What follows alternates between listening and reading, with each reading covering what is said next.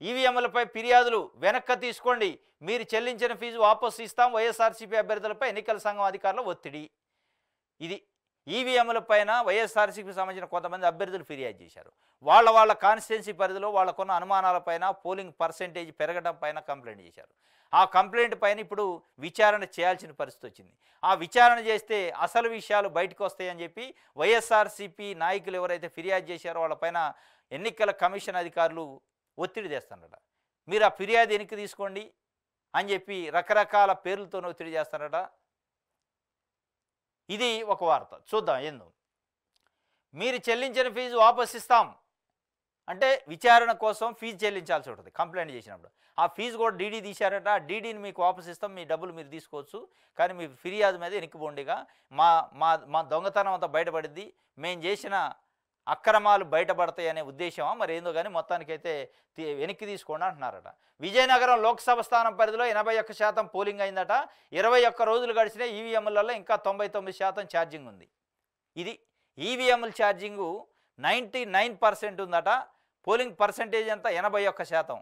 అంటే డే మొత్తం 81% పోలింగ్ అయిన ఆ ఈవీఎం మిషను ఛార్జింగ్ ఎంత దిగాల?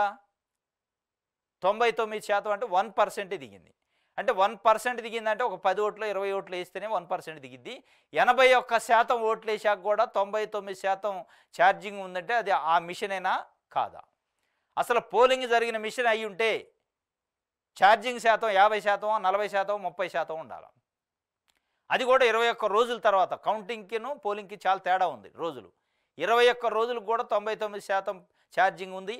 అంటే ఈ మిషను ఆ మిషనా, ఈ మిషనా, ఇది క్రియేటెడ్ మిషనా, అసలు మిషనా అనే అనుమానం పైన అక్కడ కంప్లైంట్ చేసిండట ఆయన. దానిపైన విచారణ జరపాలని ఆర్ఓకు వైఎస్ఆర్సీపీ అభ్యర్థి బెల్లాన ఫిర్యాదు.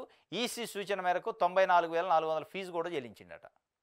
దానికి ఇంకొక ఆయన ఈవీఎంఎల్ ట్యాంపరింగ్, హ్యాకింగ్ అనుమానంతో ఒంగోలు ఎమ్మెల్యే అభ్యర్థి బాలినేని శ్రీనివాసరెడ్డి ఫిర్యాదు చేసిండట.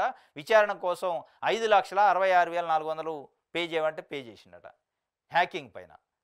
ఇదే రీతిలో బొబ్బిలి అభ్యర్థి శివంగి చిన్నప్పలనాయుడు ఫిర్యాదు. ఈ నెల 25 నుంచి 28 వరకు విచారణ చేస్తామని ఎన్నికల సంఘం. తేదీ దగ్గర పడుతున్న కొద్దీ అధికారుల్లో ఆందోళన. ఇది అసలు కథ. ఈ నెల 25 నుంచి 28 వరకు దీనిపైన ఎంక్వైరీ ఉందట. ఈ ఎంక్వైరీ వస్తే ఇది ఓపెన్ ఉంటుంది. ఏం జరిగిందనే విషయాలు బయటకు వస్తాయి. ఇప్పుడు 1-2 ఎగ్జాంపుల్కి వచ్చిన మొత్తం కూకట్ట వేళ్లతోని ఎన్నికల సంఘం యొక్క వ్యవహారం బయటపడింది. ఇప్పుడు కూటమి ప్రభుత్వం ఏదైతుందో కూటమి ప్రభుత్వం పునాదులు కూడా కలుతాయి. 1-2 తేడాలు తెలిసినా అది మొత్తానికి అప్లికేబుల్ అయింది. మొత్తానికి ఈ కూటమి ప్రభుత్వం కూకట్ట వేళ్లు కదిలే అవకాశం ఉంటుంది. కాబట్టి మొత్తానికి ఒత్తిడి చేస్తున్నాడు. తేదీ దగ్గర పడుతున్న కొన్ని అధికారుల ఆందోళన. ఈవీఎంల పనితీరుపై ఏడీఆర్ విఎఫ్డి అనుమానాలట. ఓట్ల పోలింగ్ శాతాల్లో భారీ వ్యత్యాసాలపై ఫిర్యాదు. ఏపీలో ఏకంగా 12.54% పోలింగు పెరగడంపై ఆశ్చర్యం. హ్యాకింగు లేదా మార్చడం లేదా సక్రమంగా పనిచేయకపోవడమే పోలింగ్ శాతం పెరగడానికి కారణమని విశ్లేషణ. విఎఫ్డి ఏడీఆర్ ప్రశ్నలపై స్పందించిన ఎన్నికల సంఘం తాజాగా ఫిర్యాదులు వెనక్కి తీసుకోవాలంటూ వైఎస్ఆర్సీపీ అభ్యర్థులపై ఒత్తిడట. ఈవీఎంల పనితీరుపై అనుమానాలకు మరింత బలం చేకూరుస్తున్న ఈసీ తీరు. ఇది అసలే ఈవీఎంల పైన అనుమానాలు ఉన్నాయి. 164 స్థానాలతోని 93% స్ట్రైక్ రేట్తోని అనూహ్యంగా ప్రజల్లో ఉన్న స్పందన ఒక రకంగా ఉంటే ఇంకొక రకంగా రిజల్ట్ వచ్చిందనేది ఏపీలో ఉన్న 5 కోట్ల మంది ప్రజలు మాట్లాడుకుంటున్నారు. మొత్తానికైతే రిజల్ట్ వచ్చింది. కూటమి ప్రభుత్వం ఏర్పడింది.